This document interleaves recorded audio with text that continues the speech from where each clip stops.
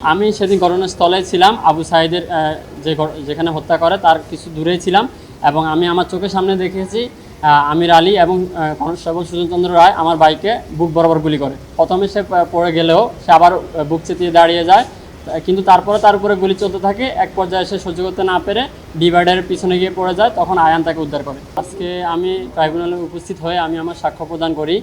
আমি আমার জবানবন্দিতে আমার ভাই সহযোদ্ধা আবু সাঈদের যে 16 তারিখের ঘটনায় যে নৃশংসভাবে তাকে হত্যা করেছে, আমি সেই ঘটনাগুলো বর্ণনা করি।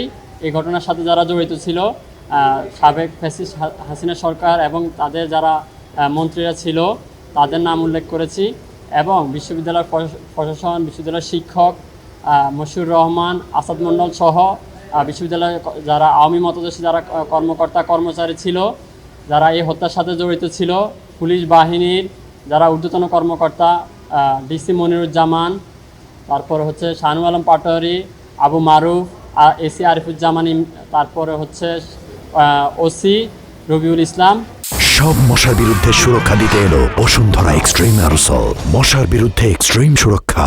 এবং আমাদের পুলিশ ফাঁড়ির ক্যাম্প ইনচার্জ বিভূতিভূষণ রায় সহ যারা হত্যা করেছে, যে দুজন পুলিশ বাহিনী, এএসআই আমির আলী এবং কনস্টেবল সুজনচন্দ্র রায়, আমি সবার বিষয়ে উল্লেখ করেছি। যেহেতু আমি একজন প্রত্যক্ষদর্শী আবু সাঈদের সহযোদ্ধা, তো আমি তাদের সর্বোচ্চ বিচার দাবি করেছি। বিজ্ঞ আদালত তাদের বিচার সুষ্ঠুভাবে করবে, এটা আমি প্রত্যাশা রাখি। আপনি কি দেখেছেন? আমি সেদিন ঘটনাস্থলে ছিলাম। আবু সাঈদের যেখানে হত্যা করে তার কিছু দূরেই ছিলাম এবং আমি আমার চোখের সামনে দেখেছি আমির আলী এবং কনস্টেবল সুজনচন্দ্র রায় আমার বাইকে বুক বরাবর গুলি করে। এরপর কি হলো?